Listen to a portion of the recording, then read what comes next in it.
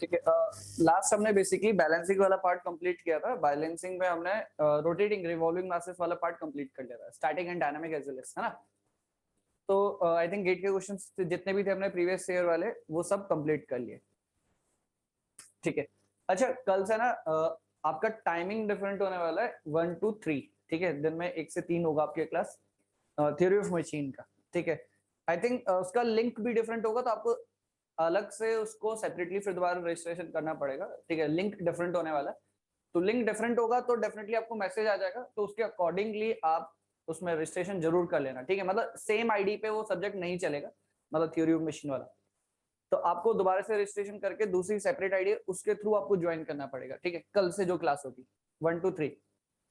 ठीक है, 1 to 3 timing I think सबके ठीक ही होगा, कोई इशू नहीं होगा। एंड सेकेंडली आपका थर्मोडायनामिक्स स्टार्ट होने वाला है 5 to 7। ठीक है, थर्मोडायनामिक्स जो सब्जेक्ट है आपको 5 to 7 स्टार्ट होने वाला है। ठीक है, तो ऑफलाइन में तो स्टार्ट है ही, हाँ कल से सिद्धार्थ, कल से। ऑफलाइन में तो होगा ही, मतलब वो लाइव भी जाएगा बेसिकली। जो सब्जेक्ट थर्मो स्टार्ट होगा वो लाइव जाएगा। तो लाइव में अगर जो इंटरेस्टेड है वो आना चाहे आ सकता है, मतलब जो कंफर्टेबल है आने में, तो वो लाइव में यहीं पे क्लास बैठ के कर सकते हैं। और वही चीज लाइव डायरेक्टली आपका क्लास वो चलेगा ही चलेगा जूम पे, जो एज प्रीवियसली जितने सब्जेक्ट चल रहे वैसे लाइव चलता रहेगा, जैसे जूम में हमारा चल ही रहा है क्लासेस अभी। तो वो चीज है। हाँ विपिन, थर्मोडायनेमिक्स ऑफलाइन कहने का मतलब है जो ऑफलाइन कर सकते हैं, जो कंफर्टेबल है, जिनके पॉसिबिलिटी आने की, वो कर सकते हैं ऑफलाइन आके। बाकी सब्जेक्ट ऑनलाइन चलेगा ही ऑलरेडी। ठीक है, जैसे हमारे सब्जेक्ट चल रहे हैं तो वो चलेगा ही चलेगा।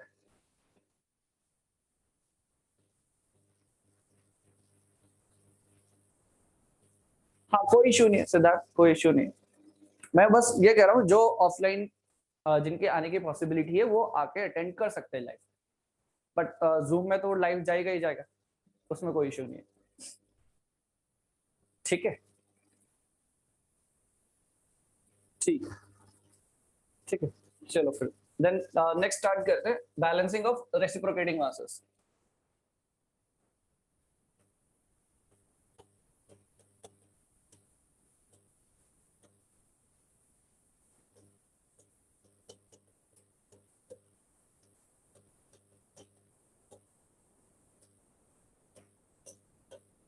ठीक है, balancing of reciprocating masses.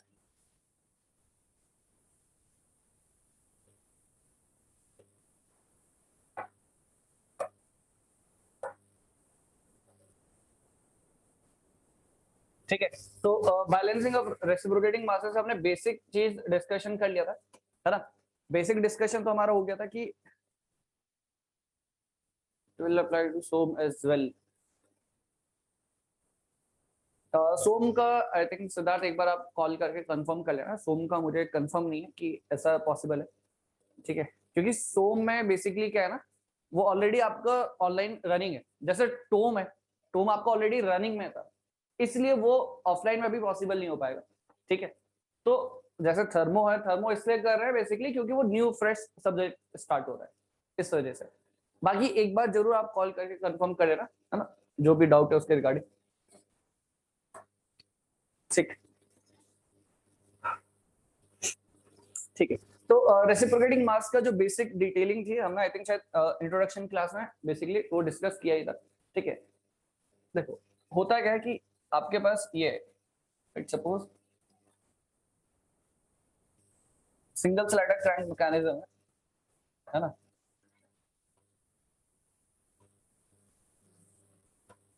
Single slider crank mechanism and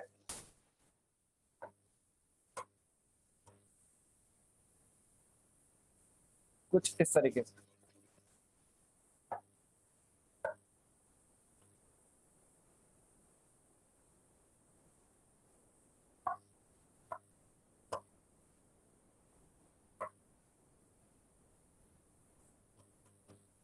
ठीक है, तो कुछ इस तरीके से आपके पास सिंगल स्लाइडर क्रैंक मैकेनिज्म। ठीक है, तो बेसिकली सिलेंडर फिक्स। ठीक है, बेसिक लेंथ के बारे में आपको आइडिया है। ठीक है ना, दिस इज क्रैंक।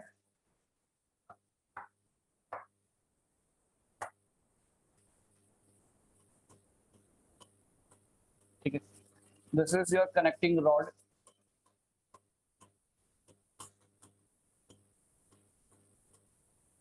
ठीक है,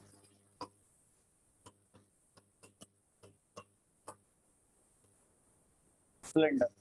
ठीक है, तो ये बेसिक एलिमेंट्स आपको क्लियर है ऑलरेडी। ठीक है, मैकेनिज्म चैप्टर हमने चीजें डिस्कस कर रखी है ऑलरेडी।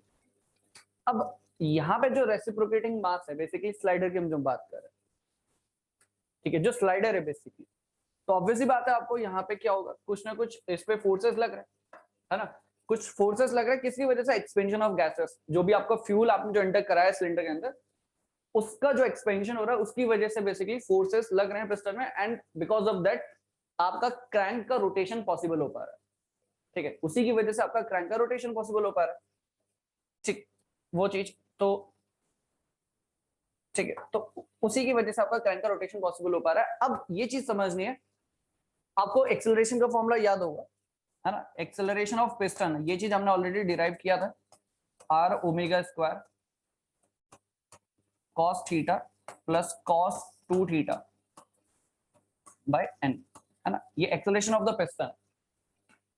तो हमने जब बेसिक इंट्रोडक्शन डिस्कस किया था रेसिप्रोकेटिंग मास की बैलेंसिंग का, तो हमने ये चीज डिस्कस किया था कि जो पिस्टन में फोर्स लग रहा है बेसिकली पिस्टन में एफर्ट, जिसकी वजह से क्रैंक का रोटेशन हो रहा है, एंड आपको पता है force equals to mass into acceleration, and there will be resistance. आपका पिस्टन एक्सेलरेट कर रहा है बट वो उसको रेजिस्ट भी करेगा, resist in the form of inertia forces. Basically जो पिस्टन एक्सेलरेट करते हुए जा रहा है, पिस्टन या स्लाइडर जो है आपका ये एक्सेलरेट कर रहा है, बट वो रेजिस्ट भी करेगा उस एक्सेलरेशन के अगेंस्ट, एंड एक्सेलरेशन के अगेंस्ट जो रेजिस्टेंस है बेसिकली उसी को हम इनर्शिया फोर्स बोल रहे हैं। अब वो इनर्शिया फोर्स कौन बेयर करने वाला है, basically the frame of the engine, frame of the engine या स्लाइडर क्रैंक मैकेनिज्म बेसिकली। तो फ्रेम जो होगा ना, फ्रेम बोलने का मतलब वो जो फिक्स पार्ट है सिलेंडर, ये आपका जो ये है फिक्स पार्ट, ये बेयर करेगा, जो इंजन का फ्रेम होगा वो बेसिकली बेयर करेगा दैट रेजिस्टेंस, जिसको हम बेसिकली इनर्शिया फोर्स बोल रहे हैं। ठीक है, तो रेजिस्टेंस ऑफर क्यों हो रहा है, बिकॉज पिस्टन आपका एक्सेलरेट कर रहा है, ठीक है, विद दिस एक्सेलरेशन, तो ऑब्वियसली बात है कुछ ना कुछ रेजिस्टेंस ऑफर करेगा इन the form of inertia forces. अब वो फोर्सेस देखो, उस फोर्सेस को हम यहाँ पे दिखाते हैं,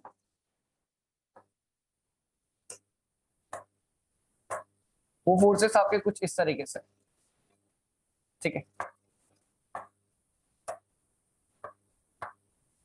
ये आपका बेसिकली दिस अनबैलेंस्ड फोर्स।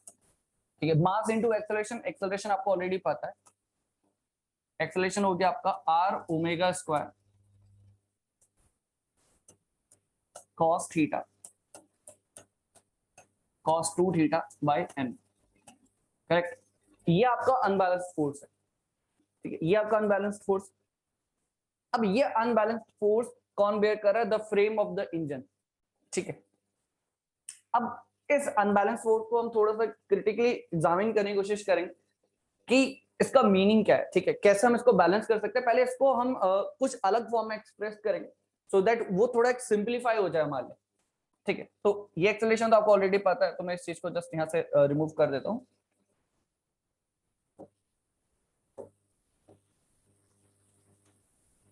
ठीक है, ये एक्सेलरेशन वाला पार्ट जो है आपको ऑलरेडी पता है, तो इसको मैं जस्ट रिमूव कर रहा हूँ। ठीक है, तो ये आपके पास अनबैलेंस फोर्स है, तो इस अनबैलेंस फोर्स को देखो आप कैसे रिप्रेजेंट कर सकते हो, m are omega square cos theta, ठीक है, plus m are omega square cos 2 theta by n, ठीक है, करेक्ट। तो एम आर ओमेगा स्क्वायर का जस्ट मल्टीप्लाई कर दिया हमने, ठीक है। तो अब आप एक चीज नोटिस करोगे, अच्छा एन बेसिकली रेशियो है, आपको पता है एन किसका रेशियो होता है, l by r, and obviously बात है आपको पता होगा ये जनरली ग्रेटर देन 1 होता है।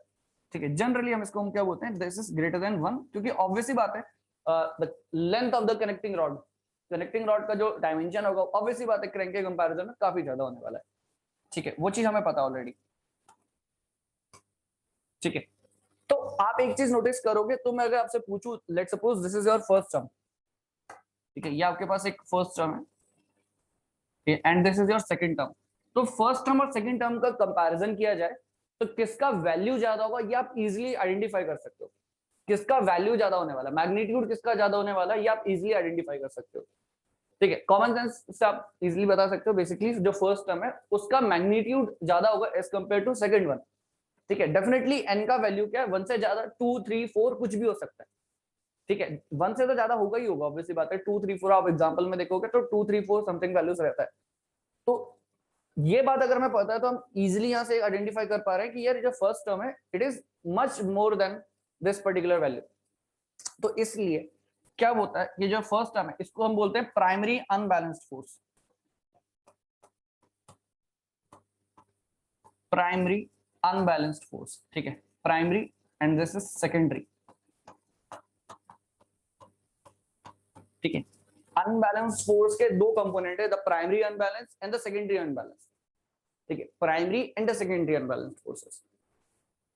अब ये बात आपको क्लियर होगी, तो अब आप देखो यहाँ पे,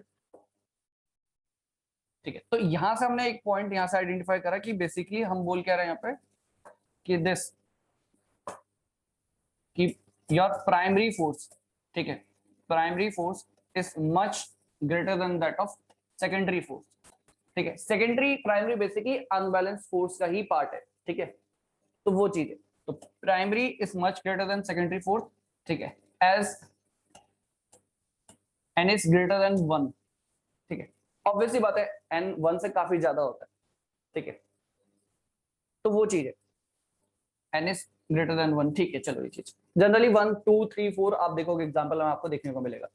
तो primary unbalance force is much greater then that of secondary force. तो अगर हम जब एनालिसिस कर रहे हैं तो हमारा जो मेन फोकस है, मेन फोकस क्या है, टोटल अनबैलेंस फोर्स। बट उस अनबैलेंस फोर्स को भी हमने दो पार्ट्स में डिवाइड कर दिया, प्राइमरी एंड सेकेंडरी। अब जब एनालिसिस की बात आएगी, जब डिजाइनिंग की बात आएगी, आपको बैलेंस करना है, तो हमारा अप्रोच क्या होगा कि पहले हम प्राइमरी को बैलेंस करने की कोशिश करेंगे, क्योंकि उसका मैग्नीट्यूड ज्यादा है, तो कहीं ना कहीं हमें उसको पहले बैलेंस करने की जरूरत है, ठीक है।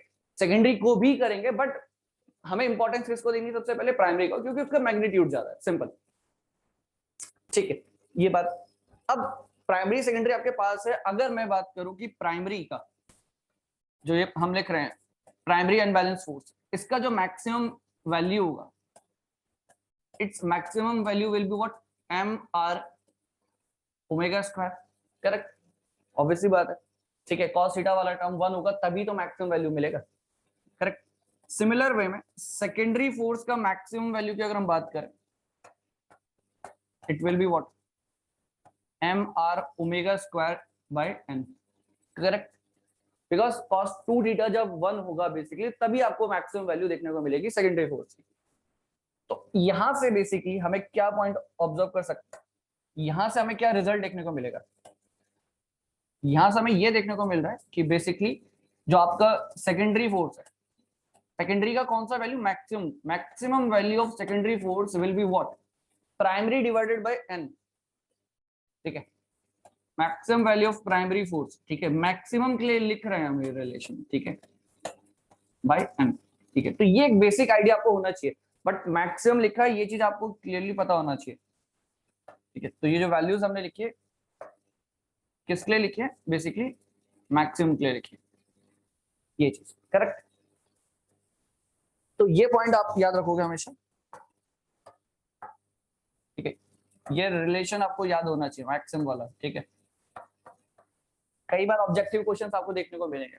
अभी तक अगर हम बात करें तो गेट में रेसिप्रोकेटिंग क्लास में बहुत ही सिंपल क्वेश्चन, एक या दो ही क्वेश्चन आए, आई थिंक शायद मैक्स 2014 में क्वेश्चन आया था।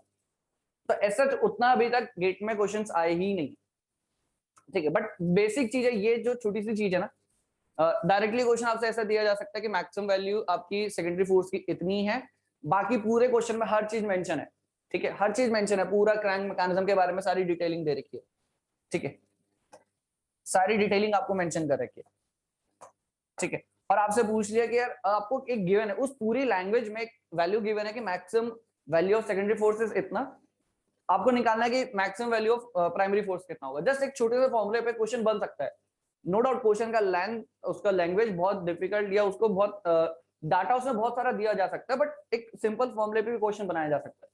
नो डाउट दिखने में वो ऐसा लगेगा कि बहुत कॉम्प्लिकेटेड है, इतनी लंबी लैंग्वेज है उसका, बट ऐसे क्वेश्चन आते हैं जिसमें ऐसा छोटे से टॉपिक पे या कंसेप्ट पे आपसे क्वेश्चन पूछ लिया जाता है, ठीक है। तो अभी तक बात हमने क्या करी, सिर्फ कि ये आपके पास इंजन है बेसिकली। तो अनबैलेंस फोर्स की हमने बात कर ली, अनबैलेंस फोर्स को हमने दो पार्ट में डिवाइड किया, primary and secondary. And primary and secondary को अगर हमने क्रिटिकली एग्जामिन करे तो हमें पता चला प्राइमरी का वैल्यू काफी ज्यादा है as compare to secondary force. ठीक है, क्यों ज्यादा? बिकॉज एन का वैल्यू जनरली एन से 1 से काफी ज्यादा बड़ा होता है। ठीक है, वो चीज तो मैक्सिमम एंड मैक्सिमम वैल्यूज देख ली दोनों की, एंड दोनों के बीच में मैक्सिमम वैल्यूज का रिलेशंस भी देख लिए, दोनों की मैक्सिमम वैल्यू के बीच में जो रिलेशन बनेगा वो भी देख लिया। ठीक है, तो यहां तक चीजें क्लियर है। ठीक है, तो ये बात हमें समझ में आती है। अब क्वेश्चन ये है कि यार इसको बैलेंस करें कैसे। अब बात ऑब्जेक्टिव तो यही है कि ये जो हमारा अनबैलेंस फोर्स है पूरा का पूरा, इसको बैलेंस किया कैसे जाए। ठीक है, कैसे बैलेंस किया जाए। अब जब बैलेंसिंग की बात आती है तो आपने देख लिया कि प्राइमरी का वैल्यू ज्यादा है एज कम्पेयर टू सेकेंडरी, तो हम क्यों ना पहले प्राइमरी को बैलेंस करने की कोशिश करें, देन हम सेकेंडरी की तरफ जाएं। और यही हमारा बेसिकली अप्रोच होने वाला है। हम पहले प्राइमरी को बैलेंस करने की कोशिश करेंगे। ठीक है, हम ये सिर्फ देख रहे हैं, हम सिर्फ प्राइमरी को कंसिडर कर रहे हैं, सेकेंडरी को हम कंसिडर नहीं कर रहे। तो हम यहाँ पे जो बैलेंसिंग की हम बात करेंगे, लिखा है ना हमने जैसे बैलेंसिंग ऑफ रेसिप्रोकेटिंग मासेस, तो हम बैलेंसिंग कर रहे हैं basically the primary unbalance force, है ना, प्राइमरी अनबैलेंस फोर्स का हम बैलेंसिंग कर रहे हैं। ठीक है, देखो, ठीक है, तो ये चीज क्लियर है। तो यहाँ पे क्या करते हैं नेक्स्ट,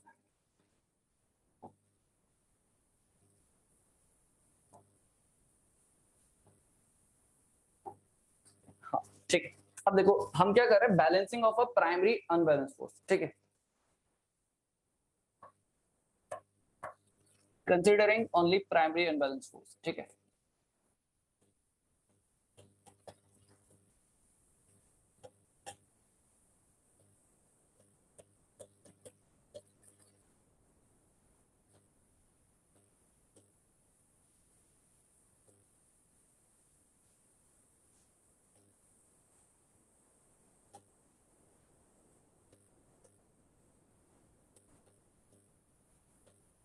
ठीक है,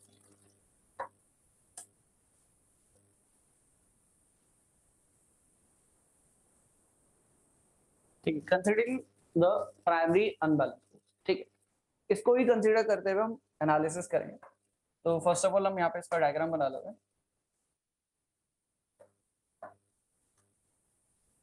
ठीक है,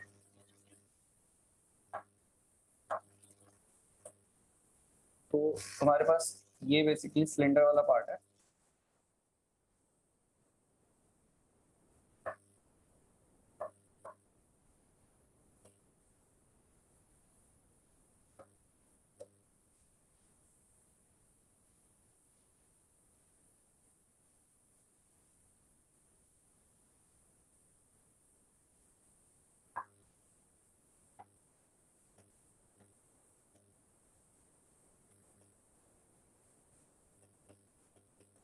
ठीक है, तो बात हो रही है कि प्राइमरी अनबैलेंस फोर्स की ना,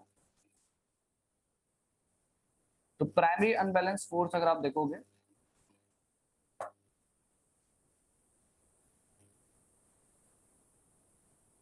ठीक है, the primary unbalance force it will be what, m are omega square cos theta. ठीक है, तो ये हमारे पास अनबैलेंस फोर्स है, क्योंकि हम बात किसकी कर रहे हैं, प्राइमरी वाले की, तो सिंपली मैं इसको अनबैलेंस फोर्स लिख रहा हूँ जस्ट। ठीक है, m are omega square cos theta. ठीक है, अब देखो इसका बैलेंसिंग करना है, इसका बैलेंसिंग करना है, तो अब देखो यहाँ पे एक कंसेप्ट नहीं बोलेंगे, जस्ट एक विजुअलाइजेशन है। ठीक है, अगर इसकी बैलेंसिंग की बात करते हैं तो एक विजुअलाइजेशन है जो आपको समझना है, वो ये है। ठीक, वो ये है कि देखो लेट सपोज अगर मैं अज्यूम करूं कि यहाँ पे कोई एक मास है m। ठीक है, लेट सपोज अज्यूम कर रहा हूं कि यहाँ क्रैंक के एंड पे कोई मास m है। ठीक है, रेडियस जो है ये this is r, and omega से वो रोटेशन कर रहा है, ओमेगा से वो रोटेशन कर रहा है। तो ये बात तो आपको डेफिनेटली पता है कि यार यहाँ पे ये जो फोर्स जाएगा इस तरीके से, it will be what, m are omega square. What, आपको पता है ये चीज, हमने रोटेटिंग मास में डिस्कस किया था, द सेंट्रीफ्यूगल फोर्स, है ना, एम आर ओमेगा स्क्वायर ये लगेगा। अब इसी एम आर ओमेगा स्क्वायर का cos component will be this, because ये जो होने वाला है, ये आपका जो क्रैंक इस पर्टिकुलर मोमेंट पे जो है वो थीटा है, मतलब angular position of the crank is theta. तो मैं बोल सकता हूँ ना ये जो एम आर ओमेगा स्क्वायर है उसका cos component will be this m are omega square cos theta. ये बात सही है। अब ध्यान देना, ये जो m मास कंसीडर किया है बेसिकली हमने, this is all about what, this is our imagination, this is just imagination, ठीक है, ये हमारा क्या है, इमेजिनेशन है।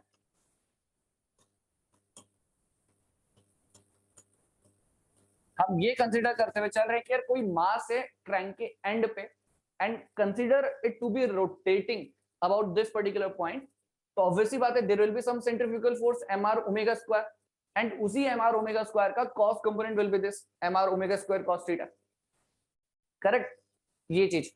अब बात देखो, यहां से एक आपने इमेजिनेशन कंसीडर करा, ठीक है, इस तरीके से। अब आपको रोटेटिंग मास में पता है ना बैलेंस कैसे करते हैं, जस्ट एक और मास यहाँ पे अटैच कर दूं बैलेंसिंग मास, प्रॉपर्ली बैलेंस हो जाएगा। यही तो रोटेटिंग मास हमने यही तो किया था, रोटेटिंग मास हमने क्या किया था, ये एक आपको अनबैलेंसिंग मास दिख रहा है, इसके जस्ट अपोजिट में एक मैं बैलेंसिंग मास लगा दूं, तो ऑब्वियसली बात है बैलेंस हो जाएगा मेरा सिस्टम, है ना। अब क्या कर रहा हूं मैं, अब मैं क्या कर रहा हूँ, एक्चुअल में एक बैलेंसिंग मास लगा रहा हूँ यहाँ पे, ठीक है, एक एक्चुअल में बैलेंसिंग मास लगा रहा हूँ, ठीक है। तो पहले तो इसको थोड़ा सा इस साइड लिखते हैं,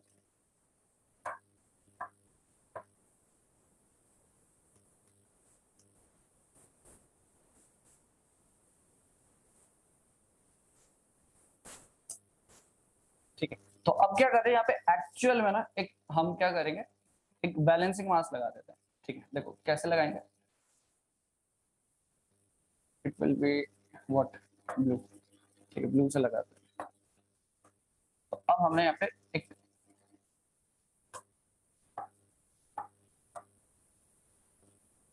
एक बैलेंसिंग मास जस्ट इसके जस्ट अपोजिट डायरेक्शन में एक बैलेंसिंग मास लगा दिया, ठीक है।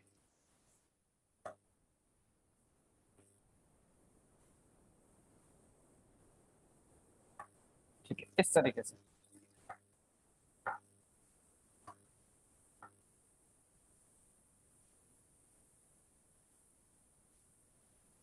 ठीक, इस तरीके से एक बैलेंसिंग मास हमने लगा दिया।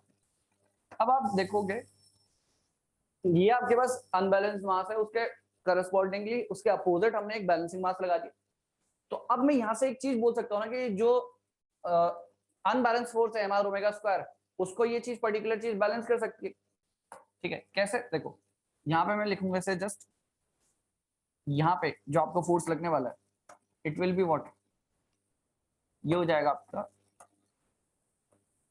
mp, लेट सपोज ये बैलेंसिंग मास है, रेडियल लोकेशन उसका rb, ठीक है, इसको मैं लिख रहा हूँ यहाँ पे rb, रेडियल लोकेशन rp, ठीक है, ओमेगा स्क्वायर। तो ये बैलेंसिंग मास बेसिकली हमने लगाया, ठीक है, बैलेंसिंग मास लगाया, तो उसके अलोंग आपका सेंट्रीफ्यूगल फोर्स और ये फोर्स एक दूसरे को बैलेंस करा हुआ, ये बात सही, ये सुनो, जहां तक चाहिए समझ में आ रही, तो ये चीज यहाँ पे किसी को डाउट तो नहीं है, ये चीज ये फोर्स और इस फोर्स को कैंसिल आउट कर देगा, करेक्ट है यहाँ पे, ठीक।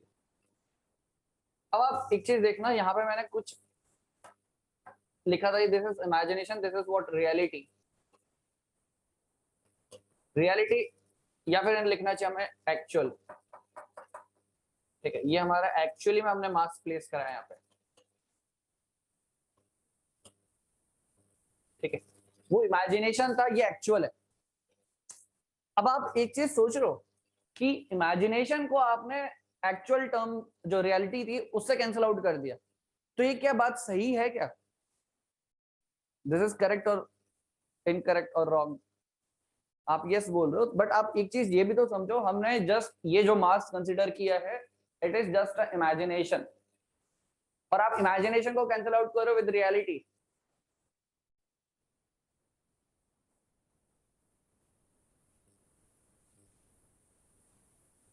बात समझ में आ रही है, थोड़ा सा सोचो इस बात।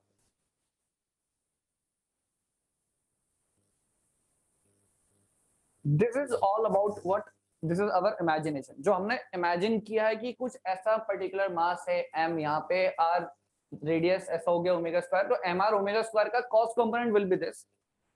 बट आप एक चीज समझो कि ये मास एक्चुअली में नहीं है यहाँ पे कोई प्रेजेंट, वो तो मैं इस फॉर्म को एक्सप्रेस करना चाह रहा था, इस वजह से हमने ऐसा कुछ अज्यूम कर लिया, है नहीं कुछ ऐसा, जस्ट वो एक इमेजिनेशन है, तो उसका कॉस्ट कंपोनेंट ये अज्यूम कर लिया, ठीक है, बट ये तो आपने एक्चुअल में लगाया है ना, ये तो आपने एक्चुअल में लगाया है, तो आप कभी इस एक्चुअल को जो है उसके इमेजिनेशन, जो हमने इमेजिनेशन माना है, उससे कैसे कैंसिल आउट कर सकते हो? नहीं कर सकते। एक तो ये पॉइंट है। दूसरा, चलो छोड़ो ये बात, ये एक्चुअली में क्या है, देखो बात एक चीज समझना है आप,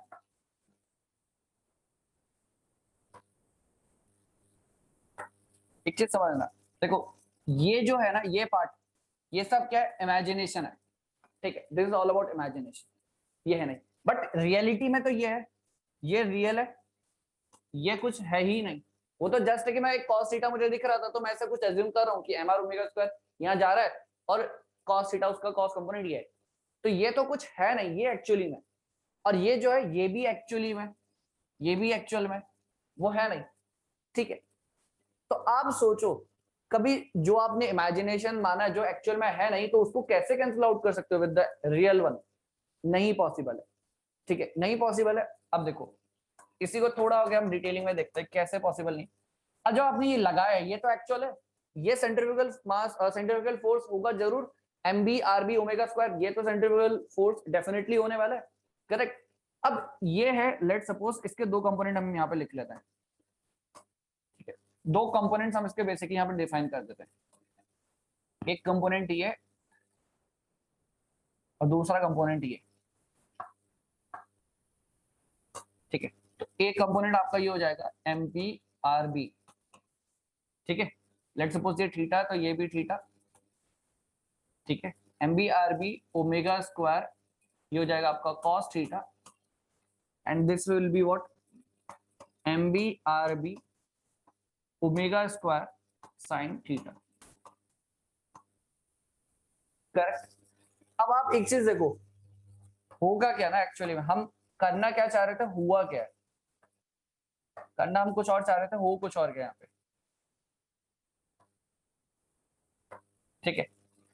ये जो पार्ट है दिस वन और ये दिस वन, ये तो एक दूसरे को कैंसिल आउट कर देंगे, ये एक दूसरे को कैंसिल आउट कर देंगे, ठीक है। तो along the line of stroke, along the line of stroke there will not be any net force, मतलब along the line of stroke, along the line of stroke आपने बेसिकली बैलेंसिंग कर दिया, बिल्कुल correct. But what about this, इसका क्या, इसका क्या हो, ये तो रह गया ना सिस्टम में,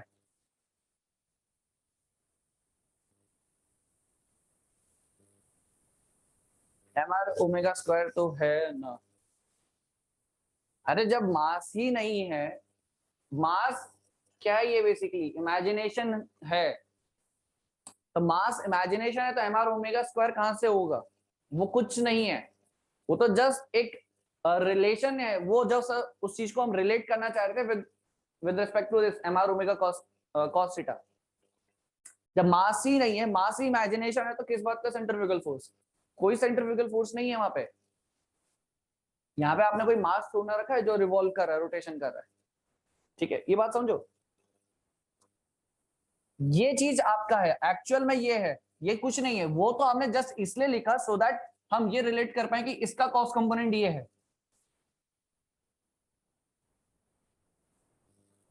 एम आर ओमेगा स्क्वायर का साइन कंपोनेंट भी होगा। अरे जो है ही नहीं उसका साइन कॉस कहां से निकाल रहे हो, वो जस्ट हमने माना है, अजम्पशन माना कि ऐसा कुछ होगा, मान रहे हैं कि ऐसा कुछ है, उसका कॉस्ट कंपोनेंट है, ये रियलिटी है, ये रियलिटी नहीं है, ये चीज समझो, this is not the reality, reality सिर्फ यही है।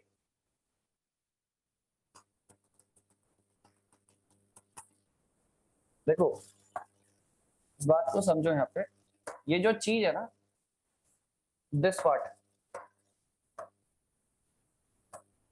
ये जो हमने माना है, this is all about the imagination, उस इमेजिनेशन का कॉस्ट कंपोनेंट हमने ये मान लिया, बट ये हमें पता है कि ये तो एक्चुअल में है ना, ये तो रियलिटी है, this is what, this is reality, this is imagination.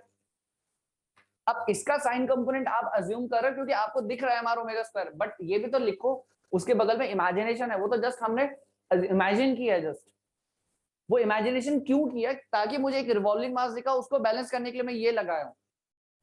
तो उसके चक्कर में हुआ क्या, अलोंग द ये लाइन ऑफ स्ट्रोक तो बैलेंस हो गया, बट वर्टिकल डायरेक्शन में कुछ एक रह गया, तो हुआ कुछ नहीं, बैलेंसिंग करने का कुछ फायदा हुआ ही नहीं। आपने along the line of stroke तो बैलेंस कर दिया, but vertical to the line of stroke there will be unbalanced force. तो बैलेंसिंग हुआ कुछ नहीं, आप एक को बैलेंस करने गए थे, वो तो बैलेंस हो गया, बट दूसरी जगह एक अनबैलेंस आ गया। ठीक है, तो ये तो जस्ट एक कंसेप्ट है कि ऐसा मैं अज्यूम करता हूं, तो उसके अज्यूम करने के बाद मैंने एक रिवॉल्विंग मास लगा दिया। बट मुझे पता है यार, इसको मैं एक्चुअल में, ये तो मेरा एक्चुअल है, ये कुछ था नहीं उसका, बस मुझे एक यही मेरे पास एक अनबैलेंस फोर्स था। तो इसका कंपोनेंट जो ये है, दिस वन, ये और ये एक दूसरे को कैंसिल आउट कर देंगे, ये एक दूसरे को कैंसिल आउट कर देंगे। ठीक है, मुझे समझ में आया कि बैलेंस भी हो गया along the line of stroke, कोई भी नेट फोर्स प्रेजेंट नहीं है। बट ये तो बच गया ना, इसका क्या, ये तो प्रॉब्लम क्रिएट करेगा, ये तो अनबैलेंस सोर्स है सिस्टम में अभी भी। तो एक को बैलेंस करने गए थे, तो दूसरा ऑटोमेटिकली आ गया पिक्चर में। बताओ ये बात समझ में आ रही है कि नहीं आ रही है? अभी भी कुछ डाउट है तो पूछ लो अभी भी।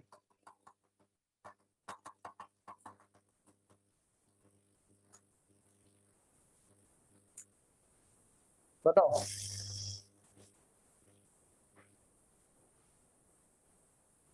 अभी भी कुछ डाउट है तो बताओ, कुछ भी अगर आपको लग रहा है कहीं भी कुछ।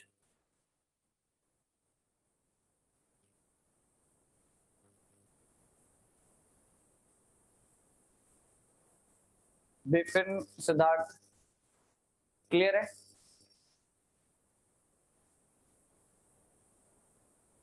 विपिन आपको क्लियर है? एक मास साइन थीटा के अपोजिट लगा दे तो, हाँ उसके साइन थीटा के अपोजिट में लगा दो, उस साइन थीटा के अपोजिट में लगा दो, बिल्कुल पॉसिबिलिटी है। बट क्या कंप्लीटली बैलेंस हो पाएगा कभी सिस्टम? आपने एक यहां पे लगाया, एक तो ऑलरेडी आपने लगा दिया, दूसरा आप एक और लगा रहे हो, दूसरा आप एक और लगा रहे हो। हाँ वो आप सही कह रहे हो, अपवर्ड वाला चीज, बट उसको लगाने से और अनबैलेंसिंग क्रिएट हो जाएगी सिस्टम में, उसको लगाने से और अनबैलेंसिंग क्रिएट होगी। ये तो मैंने किसी एक पर्टिकुलर मोमेंट पे ड्रॉ किया है, सिस्टम हमेशा ऐसा ही थोड़ा ना रहने वाला है, सिस्टम आपका हमेशा इस तरीके से नहीं रहने वाला। बात ये समझो, ये आप ये समझ रहे हो, देखो ये तब पॉसिबल था जब यहाँ पे कोई एक रिवॉल्विंग, आप पता क्या समझ रहे हो, देखो आप ये विजुलाइज करो, एक सेकेंड, आपको ये लग रहा है, लेट्स सपोज ये आपकी शाफ्ट है, ये आपके पास एक अनबैलेंस मास दिख रहा है, तो इसके करस्पॉन्डिंग एक आपने बैलेंसिंग मास लगा दिया, और ये एक दूसरे को बैलेंस करके, ये चीज सही है। बट आप ये चीज समझो, ये कोई आपका रिवॉल्विंग मास नहीं है, ये तो आपका रिवॉल्विंग मास का एक कंपोनेंट है बेसिकली। तो आप इसके बगल में जो लगाओगे, ये आप कहना चाह रहे हो, ये आपने एक रिवॉल्विंग मास लगाया है, ठीक है? तो इस सिचुएशन को और इस सिचुएशन को आप एक साथ कंपेयर मत करो, क्योंकि ये जो है दिस विल चेंज, बिकॉज इसका इसका डायरेक्शन चेंज होता रहेगा, बिकॉज ये जो चीज है ये तो किसी एक पर्टिकुलर मोमेंट पे है ना, क्योंकि ये तो रोटेशन में रहेगी, ये तो आपका रिवॉल्विंग मास है ना, ये तो कॉन्टिन्यूसली रोटेट करता रहेगा। रेसिप्रोकेटिंग मास में सबसे इंपॉर्टेंट पॉइंट ही यही है, मैग्नीट्यूड भले ही आपका क्या है, मैग्नीट्यूड चेंज हो रहा है, मैग्नीट्यूड चेंज हो रहा है, but along the line of stroke आपका चीज सेम। बट जब आपने ये रिवॉल्विंग मास लगा दिया ना, ये रिवॉल्विंग मास आपका रोटेशन में रहेगा पूरा, ये सर्कल के फॉर्म में रोटेशन करता रहेगा, तो ये तो आपका किसी एक पर्टिकुलर मोमेंट पे, उस पर्टिकुलर मोमेंट पे उसका एक कंपोनेंट ये बन रहा है और एक कंपोनेंट ये बन रहा है, तो ये कंपोनेंट हमेशा ऐसा ही नहीं रहने वाला, ये बात आपको समझनी है, ये कंपोनेंट हमेशा ऐसे ही नहीं रहने वाला, बिकॉज ये तो एक पर्टिकुलर मोमेंट के लिए आपने कंपोनेंट एक ये और एक ये बनाए। बात समझ में आ रही है? किसी एक पर्टिकुलर मोमेंट के लिए हमने ये बनाया, इसलिए ये चीज याद रखना, बैलेंसिंग नहीं हो पाएगा यहाँ पे, कभी भी आप कंप्लीटली बैलेंस नहीं कर पाओगे सिस्टम को, you can not balance the system completely है, आप सिस्टम को कभी भी कंप्लीटली बैलेंस कर ही नहीं पाओगे। तो क्या यहाँ पे प्रॉब्लम है, रेसिप्रोकेटिंग मास के केस में हम कभी भी कंप्लीट बैलेंसिंग कर ही नहीं सकते, कभी भी कंप्लीट बैलेंसिंग कर ही नहीं सकते। तो जब कंप्लीट बैलेंसिंग नहीं कर सकते तो फिर ऑप्शन क्या हमारे पास, अच्छा क्या ये करना सही रहेगा क्या हमारे लिए, क्या ये पर्टिकुलर ऑप्शन हमारे लिए सही रहेगा?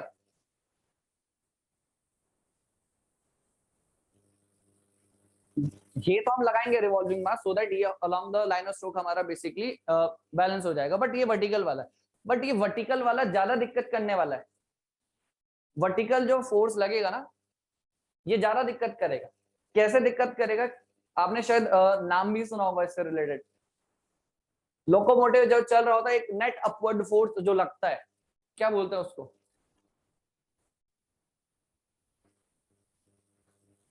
नेट अपवर्ड फोर्स लगता है। एक तो लाइन ऑफ स्ट्रोक के अलोंग है, एक perpendicular to the line of stroke है।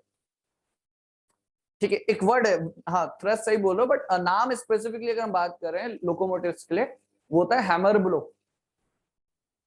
हैमर ब्लो आपने मे बी शायद सुना भी हो।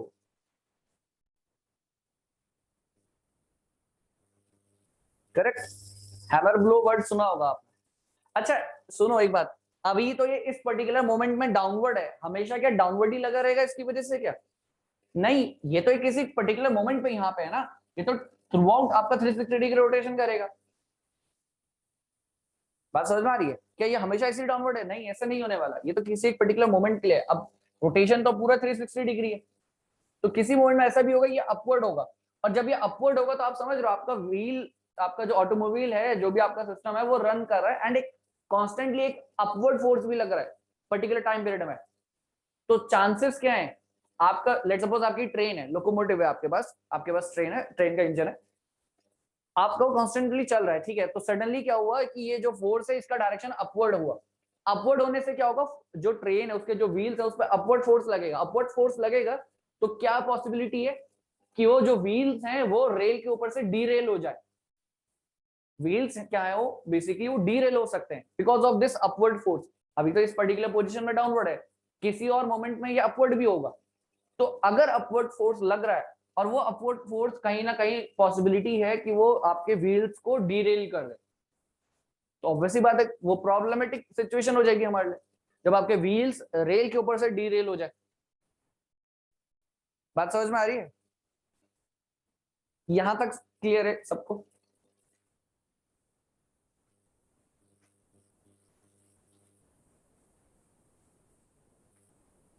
है ना? तो बात समझना कि ये डाउनवर्ड नहीं है हमेशा, किसी पर्टिकुलर मोमेंट पे ये अपवर्ड भी होगा, किसी पर्टिकुलर मोमेंट में अपवर्ड भी होगा। तो यही बात आपको देखनी है कि अगर ये फोर्स जो है अगर अपवर्ड है और उस अपवर्ड फोर्स की वजह से आपके जो ट्रेन के जो व्हील्स हैं वो डीरेल हो गए फ्रॉम द रेल्स, तो प्रॉब्लम वाली सिचुएशन हो जाएगी। और वही हम नहीं चाहते ऐसा हो सिस्टम में, हम ये चाहते ही नहीं ऐसा हो। ठीक है, तो वो चीज भी हमें देखनी है। तो कभी भी हम क्या करेंगे, इस तरह के बैलेंसिंग हम यूज नहीं करने वाले। हम जाते हैं कंप्लीट बैलेंसिंग की तरफ हम जाएंगे नहीं, हम हमेशा यूज करेंगे पार्शियल बैलेंसिंग। हम हमेशा यूज करेंगे पार्शियल बैलेंसिंग। ठीक है, पार्शियल बैलेंसिंग बेसिकली हम यूज करेंगे। पार्शियल बैलेंसिंग में क्या होगा कि ये क्या होगा ना, अभी क्या है देखो, अभी सिस्टम में क्या, अगर आप ये बैलेंस कर रहे हो और आप ये अज्यूम कर रहे हो कि ये फोर्स और ये फोर्स एक दूसरे से कैंसिल आउट हो गए, अगर आप ये अज्यूम कर रहे हो तो along the line of stroke, along the line of stroke कोई फोर्स नहीं है, सिर्फ फोर्स कैसा है, वर्टिकल डायरेक्शन में। तो ये फोर्स है, ठीक है। और ये फोर्स जो है इसका मैग्नीट्यूड भी ज्यादा होगा तो पॉसिबिलिटी है डीरेल होने की। हम क्या करेंगे, हम क्या करेंगे, इसको हॉरिजॉन्टल वाले फोर्स को कंप्लीटली बैलेंस नहीं करेंगे, पार्शियली बैलेंस करेंगे। पार्शियली बैलेंस कहने का मतलब, पार्शियली बैलेंस कहने का मतलब यह है कि आप कंप्लीट बैलेंसिंग नहीं करोगे इस हॉरिजॉन्टल फोर्स की। मतलब अब क्या होगा, हॉरिजॉन्टल डायरेक्शन में भी कुछ फोर्स रहेंगे, हॉरिजॉन्टल डायरेक्शन में कोई फोर्स रहेंगे एंड वर्टिकल डायरेक्शन में भी कुछ फोर्स रहेंगे। ठीक है, there will be along the line of stroke force and perpendicular to the line of stroke, दोनों ही डायरेक्शन में फोर्स रहेंगे, बट उनका रिलेटिव मैग्नीट्यूड इस फोर्स के कंपैरिजन में कहीं ना कहीं कम रहने वाला है, कहीं ना कहीं कम रहने वाला है पार्शियल बैलेंसिंग की वजह से। ठीक है, तो ये एक इंपॉर्टेंट चीज हो जाती है। यहां तक बात क्लियर है सबको? बताओ, यहां तक चीजें क्लियर है सबको?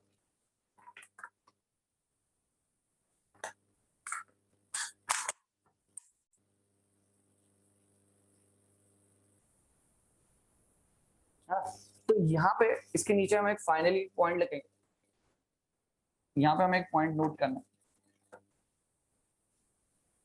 Complete balancing is not possible.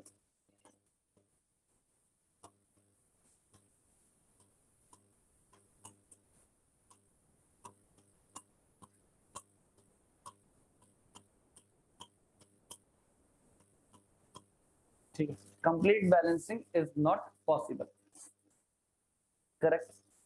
तो कंप्लीट बैलेंसिंग पॉसिबल नहीं है, ठीक है, ये बात हमें समझ में आती है। देखो यहाँ पे हम नेक्स्ट चीज का नोट करेंगे, देखो net force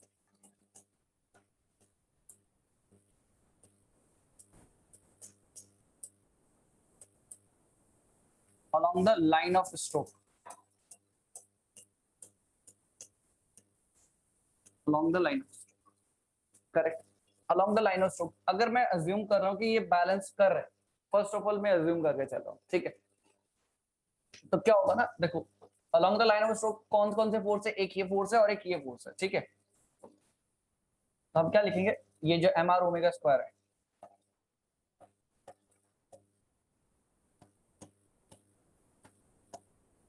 M B R B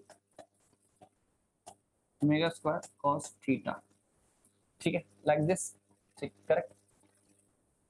if we assume कि ये along the line of stroke ये जीरो है, ठीक है, let's suppose we are assuming कि line of stroke के along ये वैल्यू जीरो है, तो क्या होने वाला है ऐसे, it will be what, cos theta से cos थीटा तो कैंसिल आउट होगा, बचेगा क्या, ओमेगा से ओमेगा स्क्वायर से ओमेगा स्क्वायर भी कैंसिल आउट होगा, बचेगा क्या, M R equals to what, M B are B, ठीक, एक ये रिलेशन आपको देखने को मिलेगा, ठीक। But what about the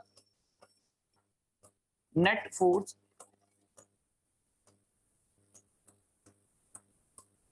perpendicular to the line of stroke, ठीक है, it will be what, mr omega square sin theta, ठीक है, mr omega square mb/r/b, ठीक है, sin theta, this will be the value,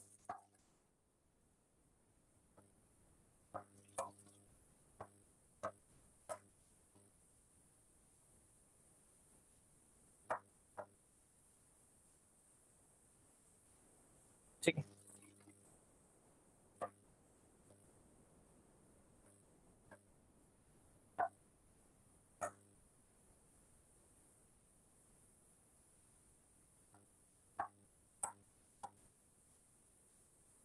ठीक है, ठीक है। तो ये चीज है, दिक्कत ये है हमारी किससे, प्रॉब्लम कौन क्रिएट कर रहा है, ये प्रॉब्लम क्रिएट कर रहा है, ये जो चीज है ना, this is creating the problem, ठीक है, ये क्या है, यही हमारी सबसे बड़ी प्रॉब्लम है, and because of this problem we prefer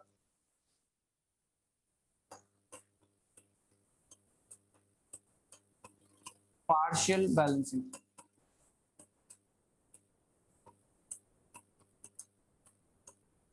because of this problem we prefer the partial balancing, ठीक है।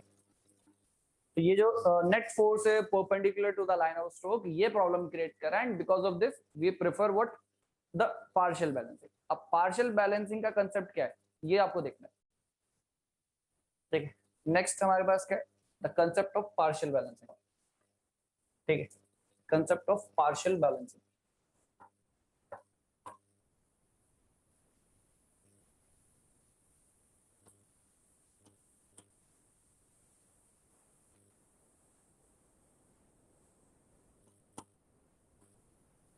पार्शियल बैलेंसिंग ऑफ, ठीक है, partial balancing of primary unbalanced force,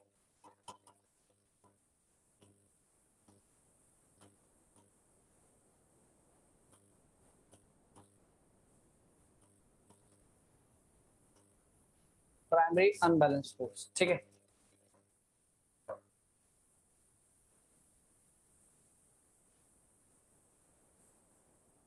clear है, ठीक है।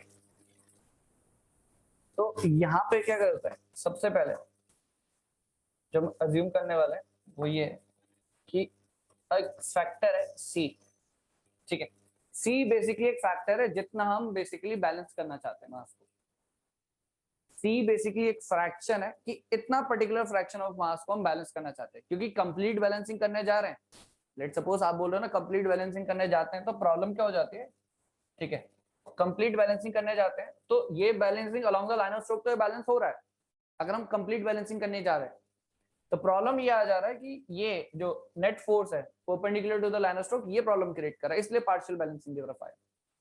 तो अब हम क्या करेंगे, कंप्लीट बैलेंसिंग नहीं करेंगे, ठीक है, कंप्लीट बैलेंसिंग नहीं, पार्शियल बैलेंसिंग, ठीक है। तो बेसिकली हम क्या लिखते हैं यहाँ पे, C is a fraction of mass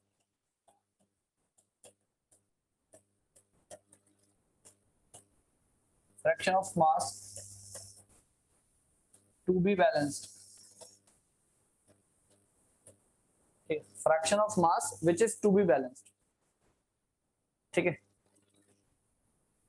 fraction of mass, reciprocating mass, basically reciprocating mass, fraction of reciprocating mass,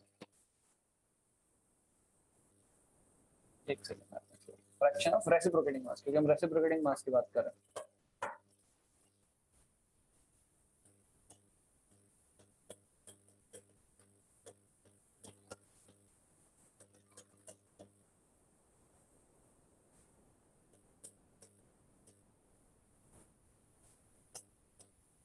fraction of reciprocating mass to be balanced, ठीक है, ठीक है, fraction of reciprocating mass to be balanced, ठीक है, मतलब इस बार completely balance नहीं कर रहे हैं, जस्ट कुछ पर्टिकुलर फ्रैक्शन को ही हम बैलेंस करने की कोशिश करेंगे।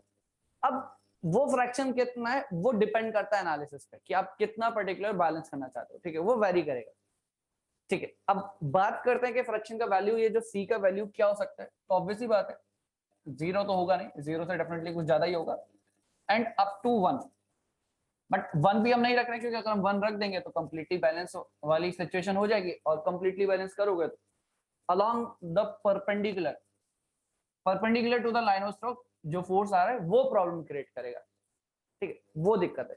तो जीरो से वन के बीच में वैल्यू बेसिकली वेरी करने वाली है, ठीक है। तो जैसे हमने प्रीवियसली ये चीज देखा था ना, M R equals to M B are B, M R equals to M B are B, तो ये चीज है।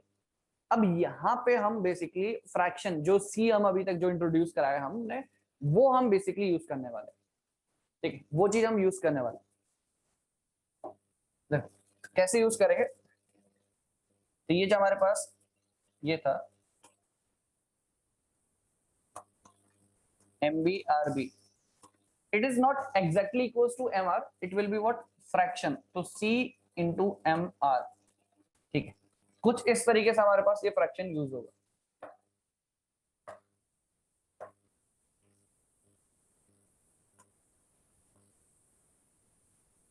ठीक है।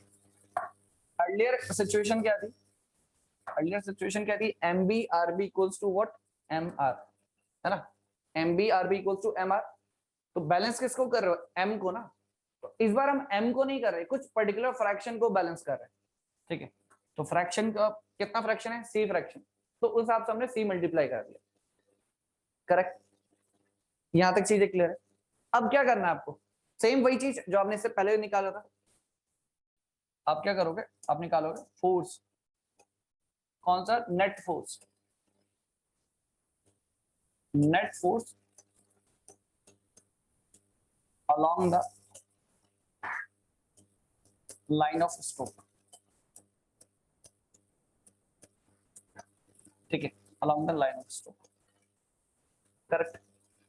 अब देखते हो आप कि यहाँ पे क्या है, सबसे पहले M are omega square cos theta, correct, previous equation देख लेते हैं, हमने लिखा था यहाँ पे M are omega square theta और एम बी आर बी। अब एम बी आर बी की जगह हम क्या यूज कर रहे हैं, C into M R minus C into M are omega square cos theta, ठीक, जस्ट कॉमन ले लो इसको, वन माइनस सी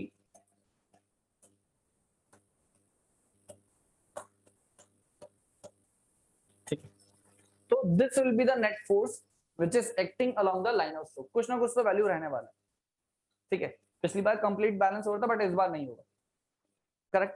सिमिलर वे में अब आप निकाल सकते हो what, the along the perpendicular to the line of stroke,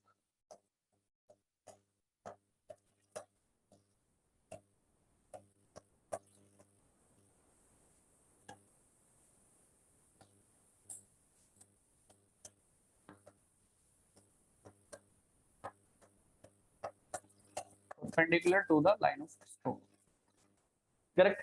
perpendicular to the line of stroke आप देखोगे प्रीवियसली हमने क्या लिखा था, M B R B omega square sine theta, M B are B की जगह सी इंटू एम आर,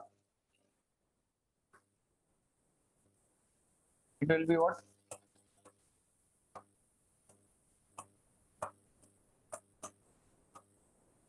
ठीक है। तो कहीं ना कहीं कुछ ना कुछ वैल्यू तो रिड्यूस हुई होगी perpendicular to the line of stroke, and कुछ ना कुछ वैल्यू आपका अभी भी है along the line of stroke. तो it will be like this कि horizontal along the line of stroke कुछ वैल्यू है, perpendicular to the line of stroke भी वैल्यू है।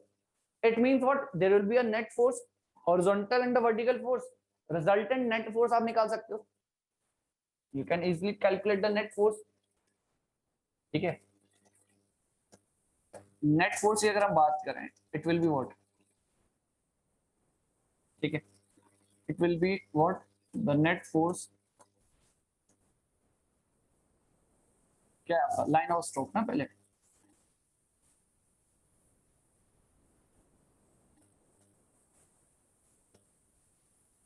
along the line of stroke, LOS लिख रहा हूं मैं डायरेक्ट, इसका square F net perpendicular to the line of stroke LOS, इसका square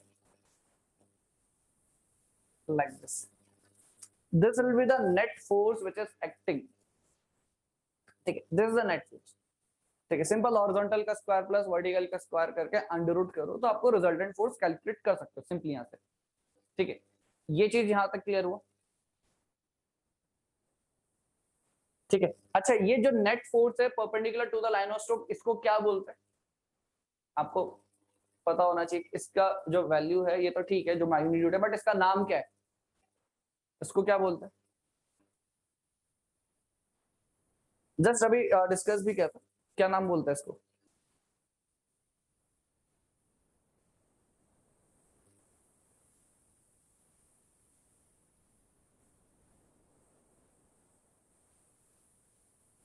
hammering blue, hammer blow, hammer, hammer blow,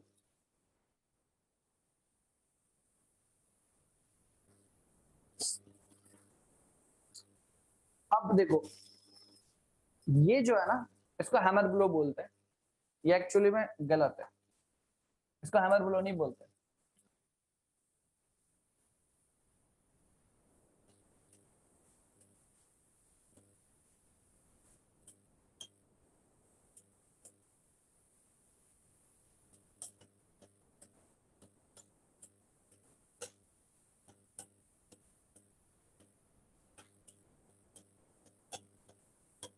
ये चीज, it's maximum value is known as the hammer blow, बात समझ में आई, it's maximum value is known as the hammer blow. Maximum value क्या होगा इसका, C M are omega square, ठीक है, साइन थीटा का अगर मैं 1 अज्यूम करूं तब जाके उसका कोई एक मैक्सिमम वैल्यू आएगा। So the maximum value perpendicular to the line of stroke is known as hammer blow, not the force which is acting perpendicular to the line of stroke. मेरे को मैक्सिमम वैल्यू से मतलब है, ठीक है, क्या force लग रहा है perpendicular to the line of stroke, उससे नहीं, the maximum force, maximum important है, तभी मैंने लिखा है it's maximum value is known as the hammer blow, ठीक है। तो ये यूजुअली मिस्टेक होती है, यूजुअली ये मिस्टेक होगा, आपको क्वेश्चन दिया होगा, आपने जरूर इससे फॉर्मूले से निकाल के कैलकुलेट कर दिया वैल्यू एंड आपने उसको इक्वल रख दिया with respect to what, hammer blow, जो कि गलत है, क्योंकि आपसे हैमर ब्लो की डेफिनेशन में ही ये चीज इंक्लूडेड है कि the maximum value of force which is acting perpendicular to the line of stroke, ठीक है, वही हैमर ब्लो होने वाला है। तो मैक्सिमम वैल्यू का जब sin थीटा विल बी 1, तो सिंपली मैक्सिमम वैल्यू क्या हो जाएगी, C M are omega square,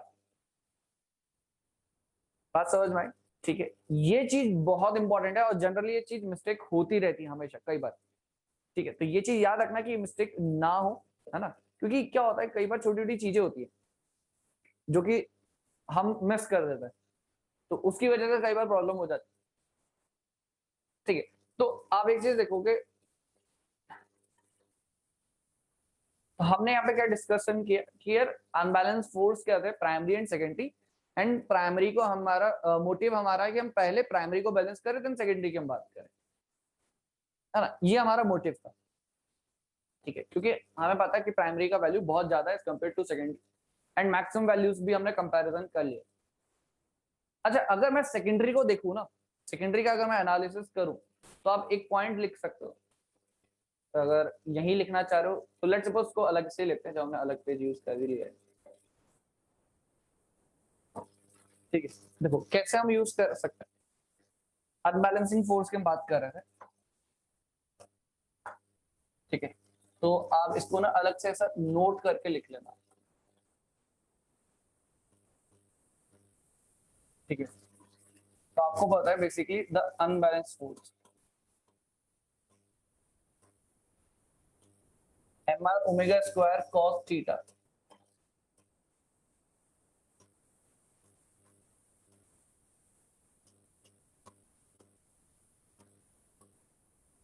ठीक है, ये हमारे पास अनबैलेंस फोर्स है एंड वी नो दैट कि ये चीज दिस इज प्राइमरी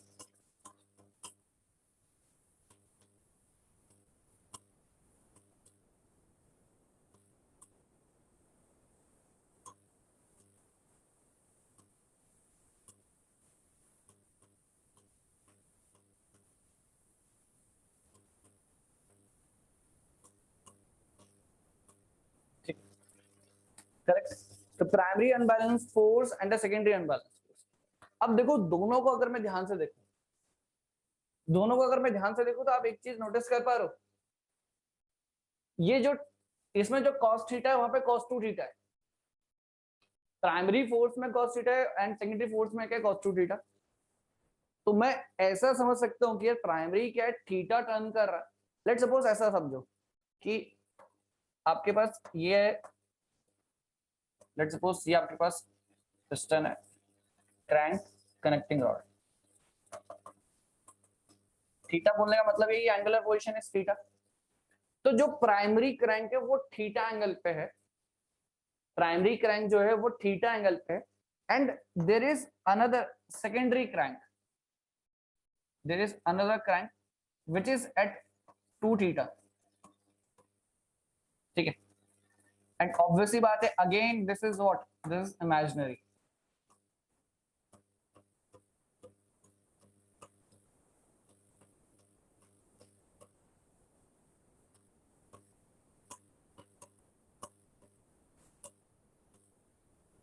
और इसको मैं बोल रहा हूँ primary crank.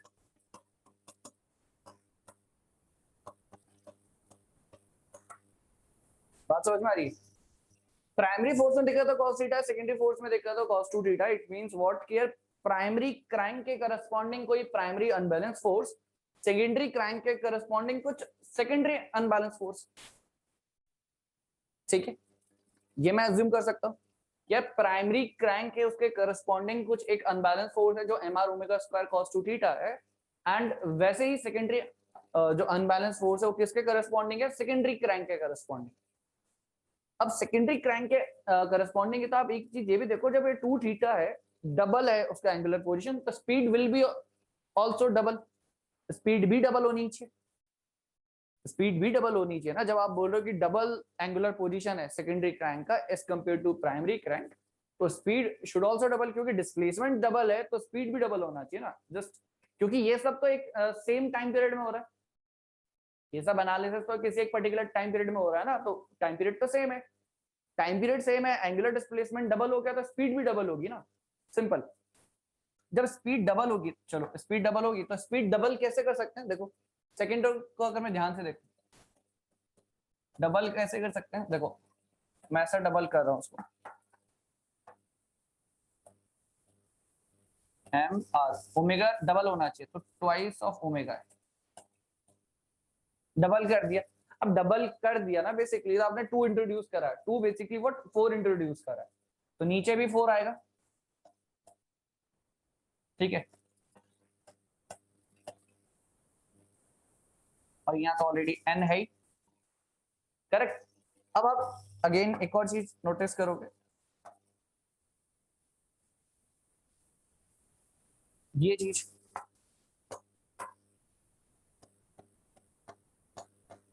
This is m और ये r/4n बेसिकली है आपका let's suppose r radius for the secondary unbalance force rs मैं रिप्रेजेंट कर रहा हूं this is 2 omega square and cos 2 theta ठीक है जस्ट रिप्रेजेंटेशन पर्पस के लिए m r omega square cos theta अब मैं बोल सकता हूं कि यार कोई सेकेंडरी क्रैंक है उसके करस्पॉन्डिंग ये मेरा एक फोर्स है अलोंग द हॉरिजॉन्टल और जो प्राइमरी के लिए अज्यूम किया था वही सेकेंडरी के लिए अज्यूम करेंगे बैलेंसिंग पर्पस के लिए देखो जस्ट चीजों को सिंप्लीफाई कर रहे हैं हम और कुछ नहीं ठीक है जस्ट सिंप्लीफाई कर रहे हैं इस फॉर्मूले में हमने कुछ चेंजेस नहीं करे 4 का मल्टीप्लाइन डिवाइड किया 4 का मल्टीप्लाइन डिवाइड किया जस्ट ड्राइविंग आपके पास तो क्रैंक एक ही होने वाली है ना ऐसा थोड़ा ना कि दो क्रैंक हो जाएगी क्रैंक तो एक ही है बट जब मुझे दिख रहा है ना सेकेंडरी अनबैलेंस फोर्स तो उसके करस्पॉन्डिंग में एक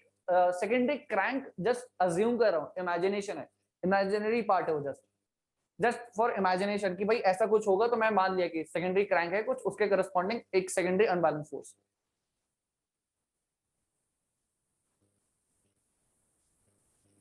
टू नहीं होगा डिनोमिनेटर में where to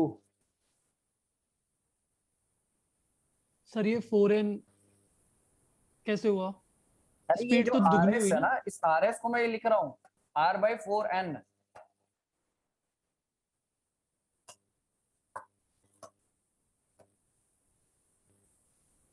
now this will be the radius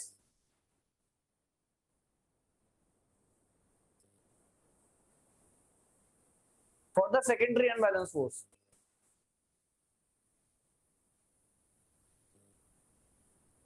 Vipin टू किधर बोलना चाह रहे हो आप किधर डिनोमिनेटर में बोल रहे हो सर मैं कह रहा था वो n के साथ 4 मल्टीप्लाई क्यों किया वो देखो डिनोमिनेटर में 4 आपने जस्ट हमने मल्टीप्लाई डिवाइड किया 4 2 का स्क्वायर 4 नीचे 4 कैंसिल आउट हो जाएगा वो है वही एफएस वही आपका mr omega square cos 2 theta bye n वो वही है बिल्कुल एग्जैक्टली बस रिप्रेजेंटेशन उसका अलग है उसको अलग तरीके से हम एक्सप्रेस कर रहे हैं ठीक है सर और कुछ नहीं है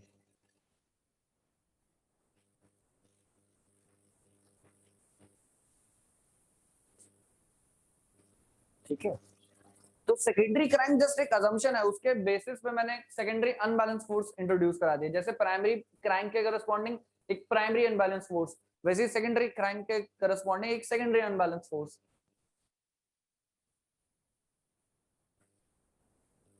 डिपेंड कुछ डाउट है तो बताओ अभी भी क्लियर नो है सर क्लियर है सर आपका ऑडियो नहीं आ रहा है मुझ पे एक्चुअली शायद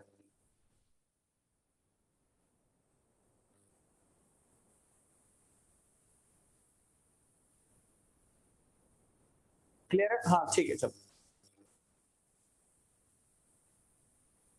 आई थिंक शायद ऑडियो का दिक्कत है ऑडियो नहीं आ रहा ठीक है तो बस ये बात समझो कि primary unbalance force secondary unbalance force primary unbalance force के करस्पॉन्डिंग एक प्राइमरी क्रैंक है सेकेंडरी अनबैलेंस फोर्स के करस्पॉन्डिंग एक सेकेंडरी क्रैंक है बट एक्चुअली में कुछ है नहीं सेकेंडरी क्रैंक नाम की कोई चीज है नहीं जस्ट वो एक हमारा इमेजिनेशन है ठीक है तो जैसा हमने बोला ट्वाइस एंगुलर पोजीशन है तो स्पीड भी ट्वाइस होनी चाहिए थी तो मैंने ट्वाइस के टर्म्स में रिप्रेजेंट कर दिया ट्वाइस के टर्म्स में रिप्रेजेंट करा तो r/4n बना ये तो it is what this is our radius ठीक है mr रिप्रेजेंटेशन पर्पस के लिए this mr omega square cos theta तो एंगुलर डिस्प्लेसमेंट डबल था ना तो स्पीड भी डबल होनी थी तो उस तरीके से मैंने जस्ट रिप्रेजेंट किया और कुछ नहीं ठीक है तो ये चीज होता है ये कंसेप्ट होता है अब सेकेंडरी क्रैंक जो ये आपका फोर्स है सेकेंडरी अनबैलेंस फोर्स इसको भी बैलेंस करने के लिए मैं एक सेकेंडरी क्रैंक अज्यूम करा तो एक बैलेंसिंग मास प्रोड्यूस करूंगा यहाँ पे मतलब लगाऊंगा इसको बैलेंस करने के लिए सेम वही प्रोसेस चलेगा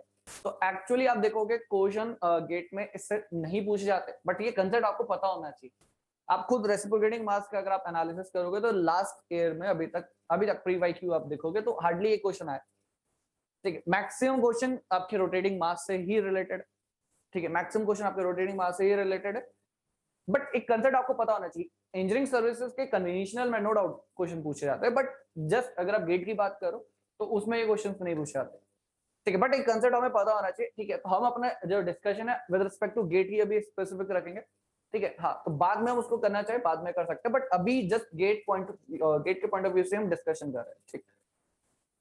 तो अच्छा, क्वेश्चन क्या बन सकता है? अगर कोई ऑब्जेक्टिव क्वेश्चन पूछना चाहे वो ये पूछ सकता है कि अगर जो सेकेंडरी अनबैलेंस फोर्स है तो उसके corresponding what will be the radius of rotation, तो it will be what r/4n, it will be what r/4n, ठीक है।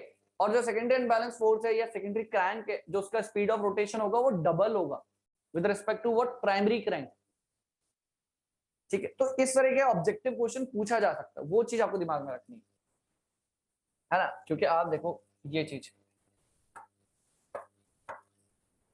यहाँ पे क्या है, थीटा है, ठीक है, एंगुलर पोजीशन, तो उसके करस्पॉन्डिंग कॉस थीटा हो गया, ठीक है। यहाँ पे क्या है, 2 थीटा है, तो उसके करस्पॉन्डिंग कॉस 2 थीटा हो गया। तो यहाँ पे स्पीड ऑफ रोटेशन ओमेगा है, यहाँ क्या हो गया, ट्वाइस ऑफ ओमेगा है, ठीक है।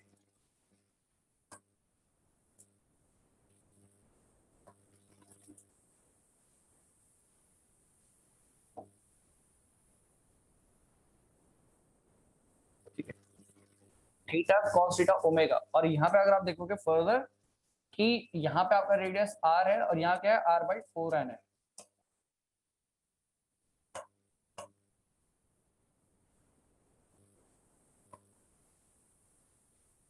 दिस इज व्हाट प्राइमरी,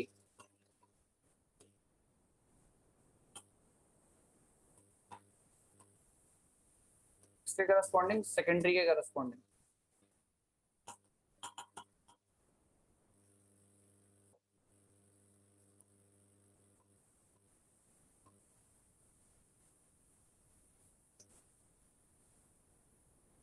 ठीक है, तो ये जस्ट एक पॉइंट आपको याद रखना है। इन केस अगर ऑब्जेक्टिव बनता है कभी तो आप उसमें आप ये आंसर कर सकते हैं,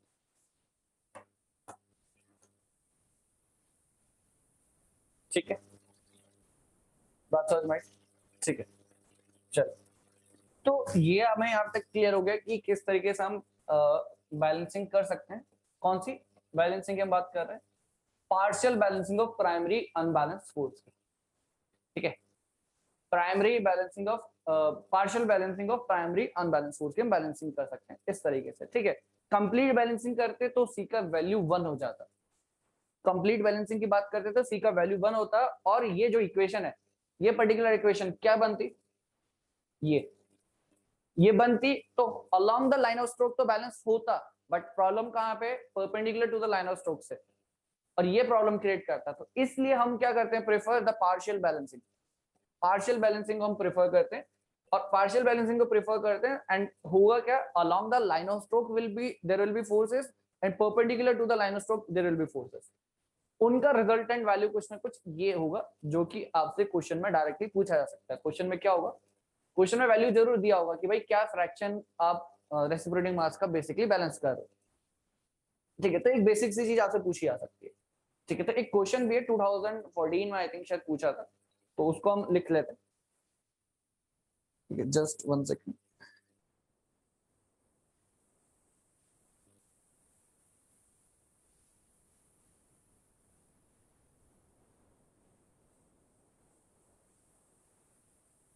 ठीक है, तो एक क्वेश्चन लिख लेते हैं, ठीक है। उसको आप अपने एंड से एक बार जरूर ट्राई कर लेना।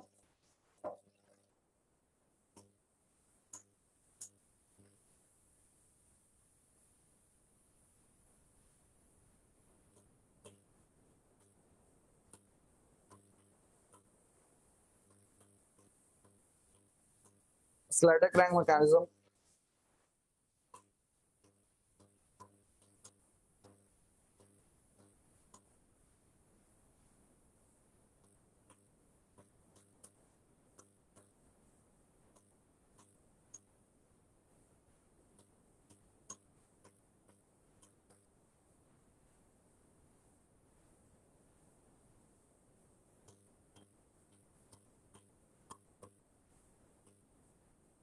Stroke of 0.2 metre.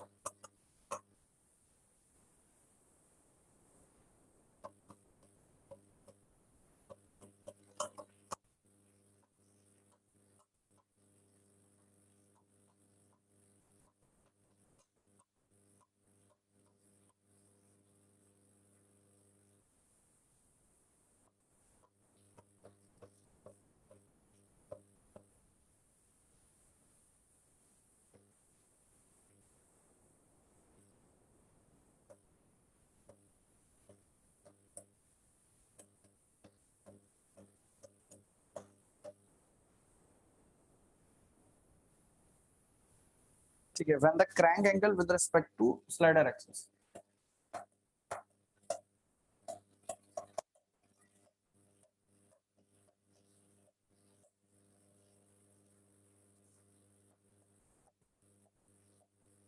Is 30 degree.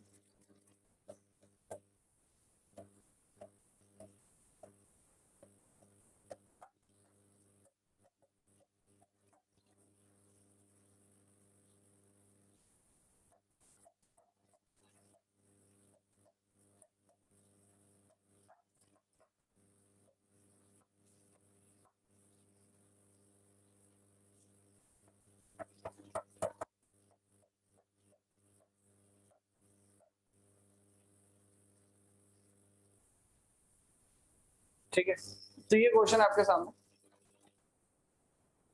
ठीक है, तो इसको सॉल्व करना है आपको। ठीक है, ये पर्टिकुलर क्वेश्चन है।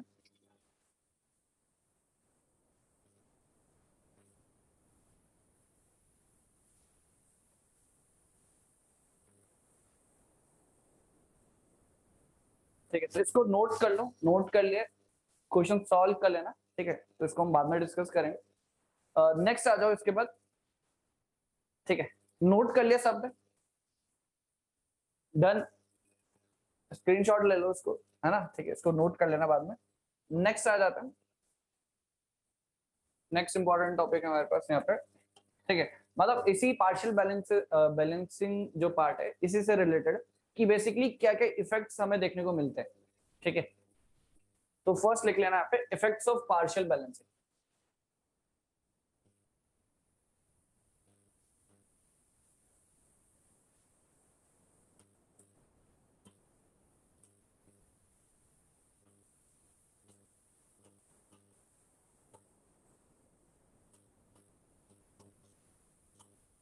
ठीक है, effects of partial balancing.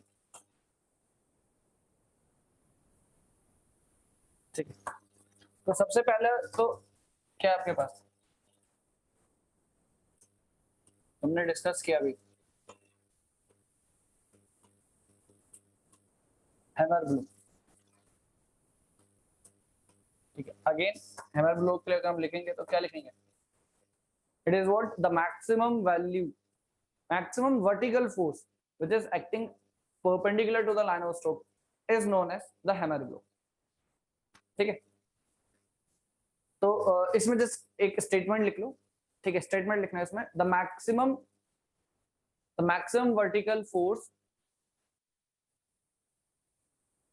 The maximum vertical force, definition लिखना है यहाँ पे, the maximum vertical force, vertical unbalance force ऐसे लिखना, maximum vertical unbalance force, maximum vertical unbalanced force that is caused due to the mass provided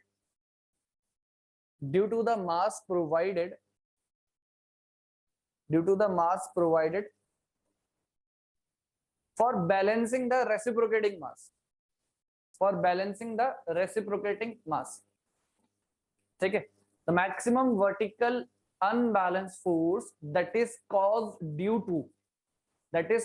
to the mass provided to balance the reciprocating mass। ठीक है, ये basically हमारे पास hammer blow होता है। तो hammer blow का हम रिलेशन लिखेंगे यहाँ पे, क्या है हमारे पास रिलेशन, ये हमारे पास हैमर ब्लो का रिलेशन है। ठीक है, this is our hammer blow.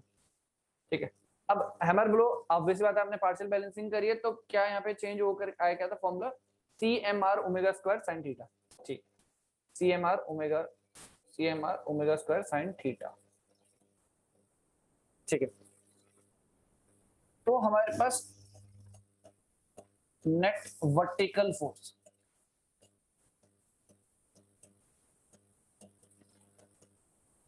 It is what CMR omega square sin theta, but it is not the hammer blow. ये हमारे पास हैमर ब्लो नहीं, ये तो वर्टिकल फोर्स है जो लग रहा है। The maximum value of it is known as what, the hammer blow. ठीक है, हैमर ब्लो, HB लिख रहा हूं मैं, it will be what CMR omega square, ठीक है, C M are omega square, या फिर आप ऐसा भी लिख सकते हो M B R B omega square, क्योंकि आपको पता है M B are B equals to what, C M R, है ना। ये रिलेशन आपको याद होना चाहिए, ये हमने लिखा था जस्ट, कहाँ गया ये, है ना, ये वाला रिलेशन, क्योंकि पार्शियल बैलेंसिंग कर रहे हैं of a primary unbalance force की, तो M B are B will be equals to what, C M R, correct. तो वहां से हमने वो चीज लिखी। तो ये हमारे पास बेसिकली हैमर ब्लो का फॉर्मूला है, इस तरीके से आप हैमर ब्लो कैलकुलेट कर सकते हो।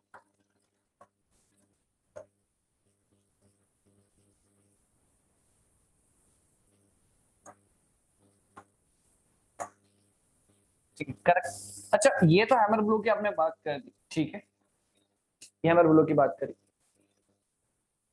हैमर ब्लो के अलावा भी कुछ एक वर्टिकल फोर्स लग रहा होगा, हैमर ब्लो के अलावा भी एक और वर्टिकल फोर्स लग रहा होगा, जिसको हम बोलते हैं स्टैटिक लोड, जिसको हम क्या बोलते हैं, स्टैटिक लोड। स्टैटिक लोड क्या है, बेसिकली जो लोकोमोटिव का, जो आपका इंजन है लोकोमोटिव, उसका वेट जो बेसिकली लगा रहा होगा फोर्स ऑन द व्हील्स, वही बेसिकली स्टैटिक लोड होगा।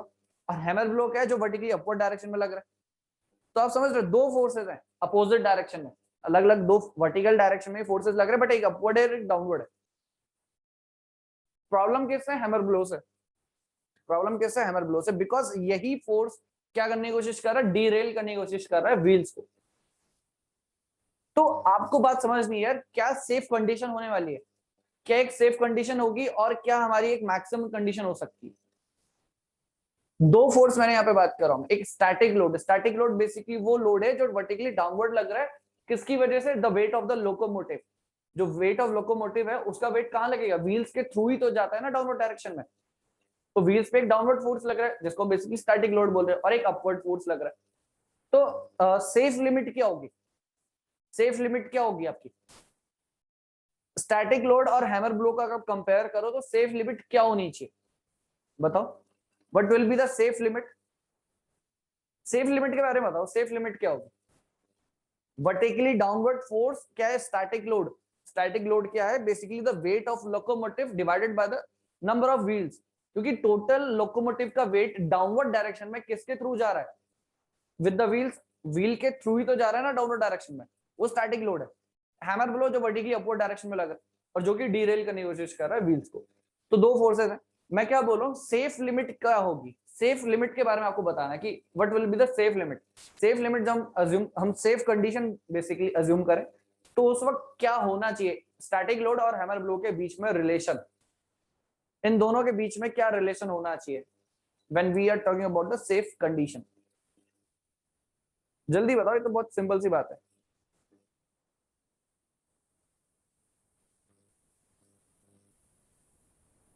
Yes yes, correct correct correct. static load should be greater than that of hammer blow, ठीक है।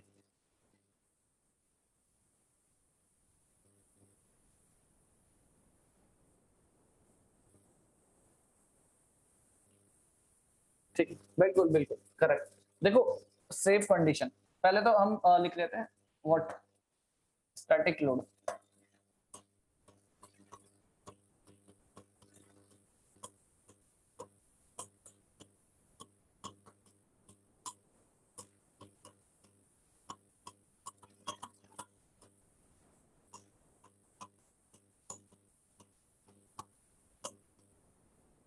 Weight of locomotive divided by number of wheels, ठीक है। Basic basic basic बात है सब, ठीक है। सेफ कंडीशन की हमने बात करी,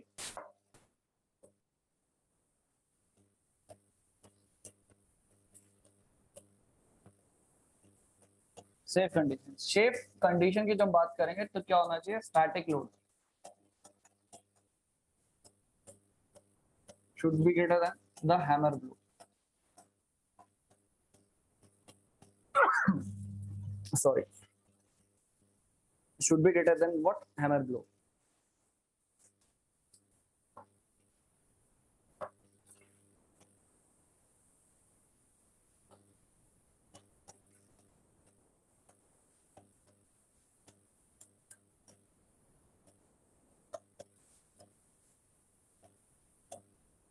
ये हमारा हैमर, ठीक है।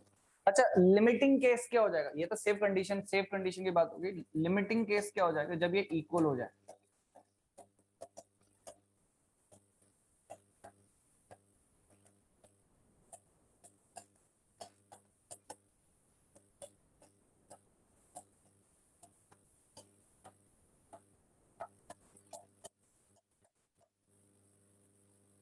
ठीक है, static load equals to hammer blow, तो सेफ कंडीशन, सॉरी, ये लिमिटिंग केस हो जाएगा कि यहां तक है तो भी ठीक है, बट इससे अगर ज्यादा हो गया हैमर ब्लो स्टैटिक लोड के कंपैरिजन में ज्यादा हुआ तो डीरेल हो जाएगा। बेसिक हैमर ब्लो प्रॉब्लम क्या क्रिएट करता है? डीरेल कर देता है व्हील्स को, ठीक है, वो इश्यू है। तो सेफ कंडीशन ये है, लिमिटिंग केस ये, ठीक है। तो स्टार्टिंग लोड को कंपैरिजन करना with respect to hammer blow, तो आप ये चीज चेक कर पाओगे कि भाई सेफ है कि लिमिटिंग केस है कि एक्चुअल में डीरेल हो जाएगा। डीरेल कब होगा? जब हैमर ब्लो बेसिकली ज्यादा होगा स्टार्टिंग लोड के कंपैरिजन में, then there will be a chance of derail. मतलब जब आपका व्हील बेसिकली जो कॉन्टैक्ट है रेल के साथ वो लूज कर जाए, जब व्हील रेल के साथ कॉन्टैक्ट लूज करेंगे उसी को हम क्या बोलते हैं? डीरेल, डीरेल होना, ठीक है। जब कॉन्टैक्ट ही लूज कर दिया सरफेस के साथ तो ऑब्वियसली बात है क्या हो गया? डीरेल हो चुका है, ठीक है। बात समझ में? ठीक है, तो आप ये चीज लिख सकते हो फाइनली कि अगर हैमर ब्लो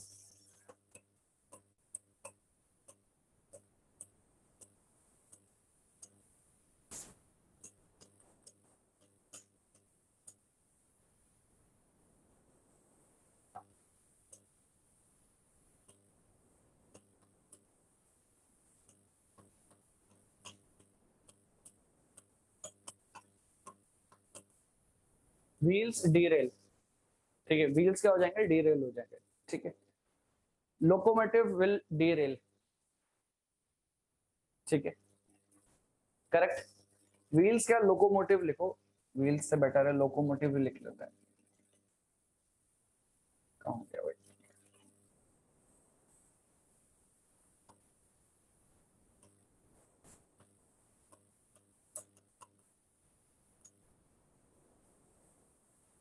ठीक है, डीरेल, बात समझ में आई? तो ये जस्ट ऑब्जेक्टिव क्वेश्चन के पॉइंट ऑफ व्यू से आपको चीजें याद होनी चाहिए, ठीक है। ऑब्जेक्टिव क्वेश्चन के पॉइंट ऑफ व्यू से सारे पॉइंट्स आपको क्लियर होने चाहिए, ठीक है। Effects of partial balancing, first हो गया हैमर ब्लो, ठीक है। हैमर ब्लो कब होगा? जब दिस वैल्यू इज मैक्सिमम, ठीक है। हैमर ब्लो बेसिकली क्या है हमारा?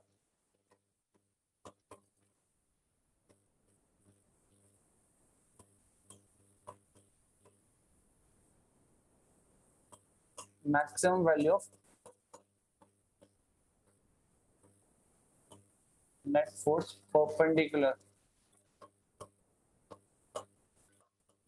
लाइन ऑफ स्ट्रोक,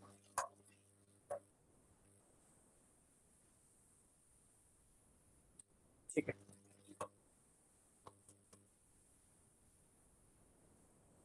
क्लियर, ठीक है, यहां तक चीजें क्लियर। तो ये बेसिक पार्ट आपको क्लियर होना चाहिए, है ना। नेक्स्ट इसके बाद आपके पास आता है variation of tractive forces showing couple, ठीक है। वो पार्ट हम कल करेंगे, ठीक है। आज ही एंड करते हैं क्योंकि, ठीक है, आज टाइम भी हो चुका है क्योंकि 7 बजे तक बेसिकली मैक्सिमम होता है। तो वो चीज है, तो आज इसको यहीं प्रिंट कर रहे हैं, कल बेसिकली हम वो पार्ट कंप्लीट कर देंगे। दो ही इफेक्ट हैं, variation of tractive force and the swing couple, वो छोटे सी चीज। गेट में अभी तक क्वेश्चंस नहीं पूछे गए, ठीक है। गेट में अभी तक क्वेश्चंस नहीं पूछे गए। गेट में जो क्वेश्चन पूछा था वो जो हमने जस्ट प्रीवियसली अभी देखा था यहाँ पे, ये वाला क्वेश्चन, तो इसको जरूर सॉल्व कर लेना, बहुत ही सिंपल है। और बाकी सारे गेट के क्वेश्चन हमने बैलेंसिंग के कंप्लीट कर लिए क्लास में, ठीक है। बिपिन टूब खत्म होगा, it will take around 10, maximum 10 classes, maximum 10 classes, हाँ, मैक्सिमम 10 क्लासेस में।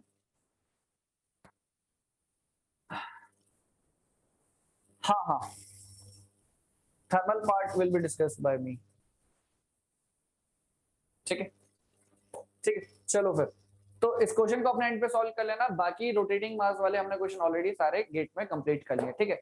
एंड कल से हम फ्रेश स्टार्ट करेंगे थर्मोडायनेमिक्स, एंड थर्मोडायनेमिक्स कुछ आपका अलग ही लेवल पे होगा, ठीक है, वो हम कल से स्टार्ट करते हैं फिर, ठीक है। चलो फिर then thank you so much, बाकी फिर मिलते हैं कल, है ना। बाकी किसी को कुछ डाउट है तो पूछ ले लो। टाइमिंग अगेन मैं बता देता हूँ, टाइमिंग आपका वही रहेगा 1 से 3 आपका बेसिकली थ्योरी ऑफ मशीन रहेगा, फिर देन आपका 5 से 7 के बीच में थर्मोडायनामिक्स, ठीक है, वो चीज। चलो फिर ठीक है, थैंक यू सो मच, चलो फिर ओके।